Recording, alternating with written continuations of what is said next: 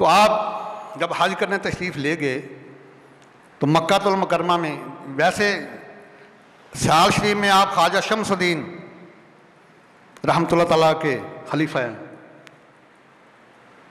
पीर सैयद मीर चौधरी रहमतुल्लाह जो है वो सियाल शरीफ के बैत हैं, और ख्वाजा शम्सुद्दीन रहमतुल्लाह के ने आपको खिलाफत भी ता फरमाई है।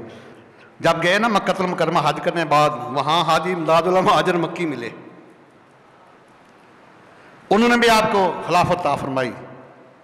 तो आपने फरमाया कि मैं तो अब वापस नहीं जाऊंगा, हिंदुस्तान में यहीं रहूंगा। हाजी इमदादुल महाजिर मक्की ने फरमाया कि पीर साहब वहाँ आपकी बड़ी ज़रूरत है। हज करने के बाद जब नाना जान के रोज़े पे आए, गुम्बद खजरा पे आए,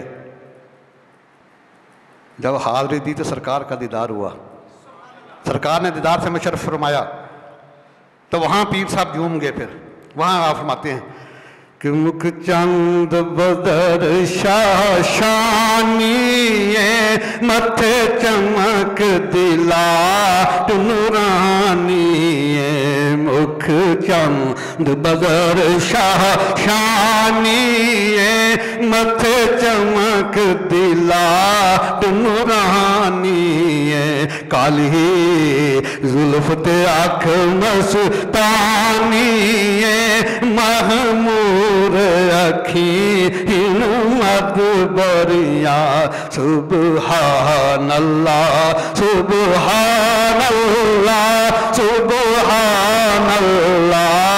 सुबहानल्लाह, बेसूरत ज़ाहिर सूरत थी,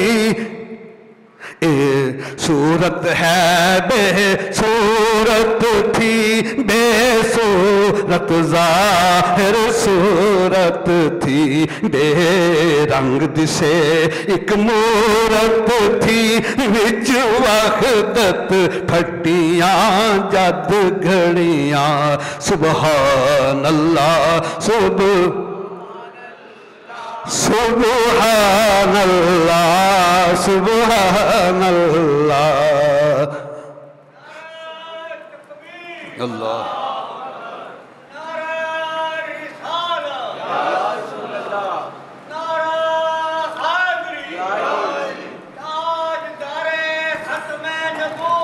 जिंदाबाद जिंदाबाद जिंदाबाद जिंदाबाद।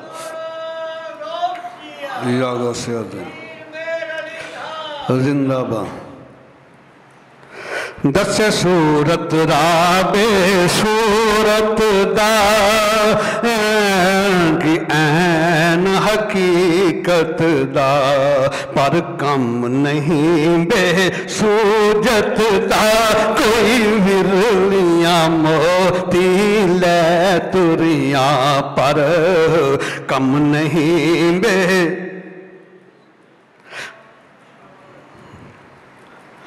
दस सूरत राबे सूरत दा, तौबरा की ऐन हकीकत दा, पर कम नहीं बे सूरत दा, कोई विरलियां मोती ले तुरियां, सुबहानल्लाह सुबहानल्लाह सुबहानल्लाह। उसके बाद जब सरकार ने दीदार से मुशर्रफ फरमाया ना, अर्ज़ किया हुज़ूर मैं आपकी कदमैन शरीफैन में बकिया ज़िंदगी गुजारना चाहता हूँ। सरकार फरमाया कि मेरे अली वहाँ कादियान का दजाल तावीलात फासदा की कैंची के साथ मेरी शरीयत को काट रहा है, आप जल्दी पहुँचे, आपकी उधर ज़रूरत है। आपने वहाँ रहने का इरादा तर्क दिया। इरादा ये था कि आप बाकी ज़िंदगी मदीना शरीफ में गुजारूंगा। इरादा तर्क कर दिया और वापस आए हिंदुस्तान में, और कादियानी दजाल को मुनाज़रे का चैलेंज कर दिया। वो गुलाम अहमद कादियानी लानती, ज़ंदीक, काफर और बहुत कुछ, ग्रामर ख़त्म हो जाएगी लेकिन उसकी खबासत ख़त्म नहीं होगी। चैलेंज किया 25 अगस्त पूरा 1900 ईस्वी में मुनाजरे का चैलेंज दिया और जगह बादशाही मस्जिद को मुकर्रर किया गया। और मुनाजरे की शराइत जो है वो गुलाम अहमद कादियानी दज्जाल ने तय की। शराइत यह थी कि हम दोनों कुरान मुक़द्दस की तफसीर लिखेंगे। वो मिर्ज़ा लिखने में बड़ा माहिर था, बहुत कुछ लिखता था। तो उसने ये शराइत रखी मुनाजरे की कि हम दोनों यानी पीर साहब और मैं कुरान मजीद की तफसीर लिखेंगे, जिसकी तफसीर ज़्यादा उम्दा हो वो मुनाजरा जीत जाएगा। ये शराइत उसने रखी। तो पीर साहब ने क्या फरमाया, मैं कि तू कागज़ कलम ले आना, मैं भी ले आऊँगा। कागज़ भी रख देंगे, कलम भी रख देंगे, और जिसका कलम खुद बहुत तफसीर लिखे बगैर इंसानी हाथ के वो मुनाजरा जीत जाएगा। फरमाया ये मेरी शर्त है, तू भी कागज़ कलम ले आना, मैं भी ले आऊँगा, लेकिन कलम को हाथ में नहीं पकड़ना, जिसका कलम खुद बहुत तफसीर लिखे वो मुनाजरा जीत जाएगा। वो बड़ा मक्कार था, दज्जाल था। जब उसे पता लगा ये तो शर्त बड़ी मुश्किल है, मुझसे होना ही नहीं। जब 25 अगस्त का दिन आया सन 1900 ईस्वी, पीर साहब पहुंच गए, आपके साथी भी पहुंच गए, मिर्ज़ा गुलाम अहमद नहीं पहुंच रहा। बड़ा इंतज़ार किया, पता कराया, उस जालिम ने पैगाम भिजवाया कि मुझे वही आई है, माज़अल्लाह मेरी तरफ वही आई। उन्होंने कहा कि अगर तू गया ना गुलाम अहमद, तुम्हें कत्ल कर दिया जाएगा, इसलिए मैं नहीं आऊँगा। उसे पहले ही पता था कि मेरे कलम मैंने तो लिखूंगा, तो लिखा था पीर साहब के कलम ने खुद बहुत लिखना है। वो ना आया, दुनिया बड़ी थी, बड़ा वहाँ जलसा था, बड़ी हजूम था। लोगों ने अर्ज किया, हजूर इतना बड़ा दावा कर दिया आपने कि जिसका कलम खुद बहुत लिखे वो मुनाजरा जीत जाएगा। फरमाया मैं अपनी तरफ नहीं कर रहा, मुझे मदीने के लाजपाल ने कहा था मेरा अली अगर तू कहेगा तो मुझे भी जिंदा कर देंगे, जिस कब्र के ऊपर हाथ लगेगा मुझे भी जिंदा कर देंगे। अल्लाह अकबर कबीरा। क्योंकि उन लोगों की अज़मत का अल्लाह की ज़ाकिर है, उन लोगों की अज़मत का अल्लाह की ज़ाकिर है। गुण आपकी अज़मत के दिन रात जो गाते हैं, गुण आपकी अज़मत के दिन रात जो गाते हैं। और जो शाह मदीना को लजपाल समझते हैं, सुनियो मुबारक होवे ना आला ते आला तरफा कीदा तुहाडा कि जो शाह मदीना को लजपाल समझते हैं, दामान करम बरबर महफल से वो जाते हैं। आका की सनाहनी दर असल इबादत है, आका की सनाहनी दर असल इबादत है। हम नात की सूरत में कुरान सुनाते हैं। वाला सौभायोती का रब्बु का फतरदा वरफाना लका ज़िक्रक वलौ इज़्ज़लमु अनफुसहुम जाऊक वमा अरसलनाका शाहिदन व मुबश्शिरन व नज़ीरा। हम नात की सूरत में कुरान सुनाते। अल्लाह अकबर कबीरा। भाग गया कादियानी, दजाल भाग गया। लेकिन उसके बाद पीर मीर अली शाह रहमहुल्लाह ने बड़ी दुनिया को कलमा पढ़ाया, मिर्जाइयत से भी तायब किया, ईसाइयत से भी तायब किया, और मज़ेदार की बात है नजदियत से भी तायब किया। जिधर जिधर पीर साहब जाते रहे हैं इस्लाम के झंडे बुलंद फरमाते रहे हैं। और ये बात एक ज़हन में रखना, अल्लाह वाले जो होते हैं ना वो हमेशा फैद निगाहों से देते हैं। देखे ना, एक आलम है वो ज़ुबान से दीन को फैज़ देता है, एक अदीब है वो कलम के ज़रिए दीन को फैज़ देता है, एक मुजाहिद है वो तलवार के ज़रिए दीन को फैज़ देता है।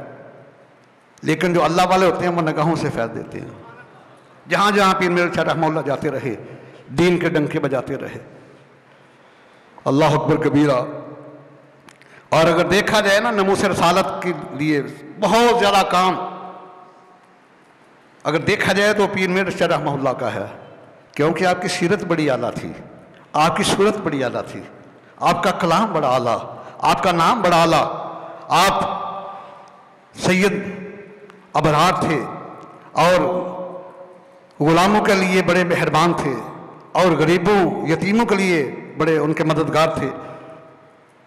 इतना दर्द था, अगर कोई आ जाता एक, आप आए अभी सवारी उतर के आए हैं गोल्डा शरीफ में, तो वहाँ एक बंदा आंखों से मजूर, आज के हजूर मुझे आंखें चाहिए, मैं आंखें देने वाली ज़ात अल्लाह की है, लेकिन बाद का तो अल्लाह ताला अपने बंदों के जरिए ये काम करवा देता है।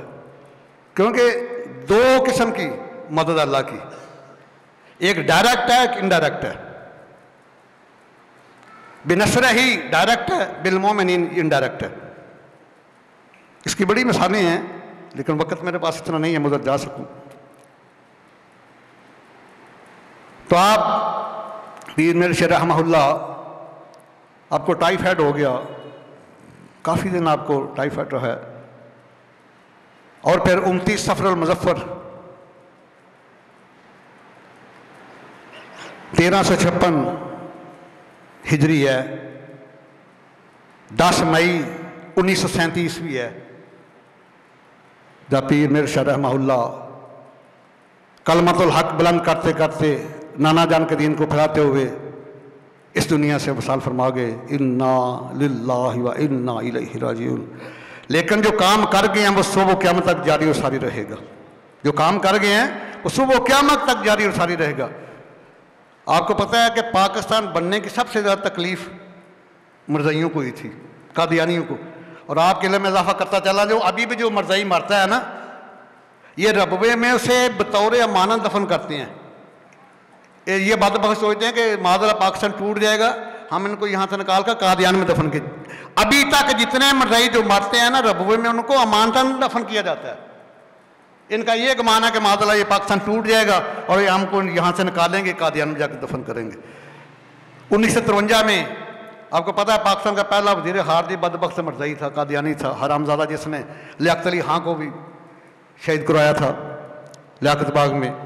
तो 1953 में फिर सरकार के गुलामों की तहरीक उठी तहफ़्ज़े नमूस रसालत के नाम से। 1953 में 10,000 लोगों ने लाहौर में जानों के नजराने पेश किए हैं। और वहाँ एक औरत जा रही है अपने बेटे को ब्याने के लिए, बारात साथ है, बेटे के सर पे ऊपर सेरे बंधे हैं। जब गोलियों की आवाज़ है ना मार रोड के ऊपर, तो माई साहब पूछते हैं यहाँ क्या हो रहा है। लोगों ने कहा कि यहाँ लोग नमूस रसालत की अजमत के लिए जाने कुर्बान कर रहे हैं।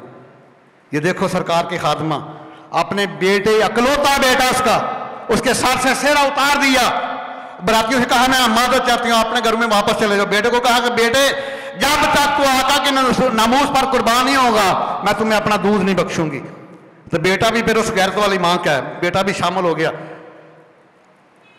शमर सालत के परवानों में, नमूस रसालत के दीवानों में। जब जख्मों से चूर चूर आवाज, अम्मी जान आके देख लें, आपके बेटे ने पुष्ट पे गोली नहीं खाई, सारी गोलियां सीने के ऊपर खाई हैं और वो भी शहीद हो गया। मौलाना अब्दुल सत्तार खान नियाज़ी रहमतुल्लाह तारीखी मसले वजीर खां में ऐलान किया उस वक्त खड़े होकर। बड़ा जालिम गवर्नर था नवाब अब्दुल बाग, लंबी मूछों वाला। मस्जिद वजीर खां का स्पीकर खोल कर मौलाना अब्दुल सत्तार नियाज़ी रहमतुल्लाह ने फरमाया, नवाब अब्दुल बाग तेरी लंबी लंबी मूछों से बगावत हो सकती है, लेकिन आका करीम की वल्लाह से बगावत नहीं हो सकती। एक डीएसपी कत्ल हो गया, उसके कत्ल के इल्जाम में झूठा पर्चा दिया गया अब्दुल सत्तार नियाज़ी साहब को, और इनको जब अपना सजाए मौत देगी कोठरी में बंद कर दिया गया। तो आपको जो लिबास था ना जेल का, वो तंग हो गया।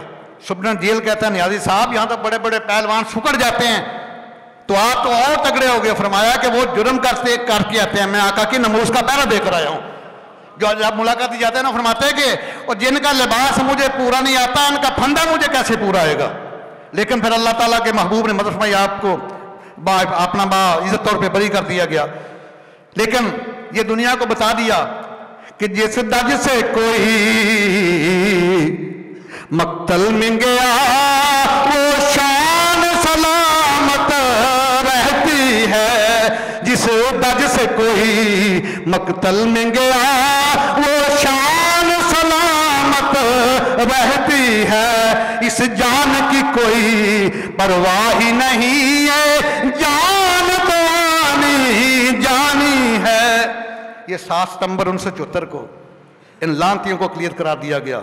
इसी महीने में सितंबर में 1974 को किया इन्होंने। क्या नश्तर मुल्तान के कुछ तलबा जा रहे थे मरी सैर करने के लिए, जब रवे ट्रेन रुकी ना तो मरज़ई गुंडू ने उनको मारा पीटा, गालियां दी, जख्मी किया। उसके बाद फिर तरीक ने और जोश पकड़ा। मौलाना शाह नूरानी रहमहुल्लाह ने उलमा के दस्तखत कराए और ये बिल जमा कराया कौमी असम्बली में। उस वक्त भट्टो साहब वज़ीर आज़म थे। उन्होंने कहा, नूरानी साहब आप ये मदरसे का मसला कौमी असम्बली में ले आए हैं। लेकिन नूरानी साहब को अल्लाह ताला ने नवाजा हुआ था रूहानियत से भी और ये बेहतरीन खताबत से भी, जहानत से भी, फतानत से भी।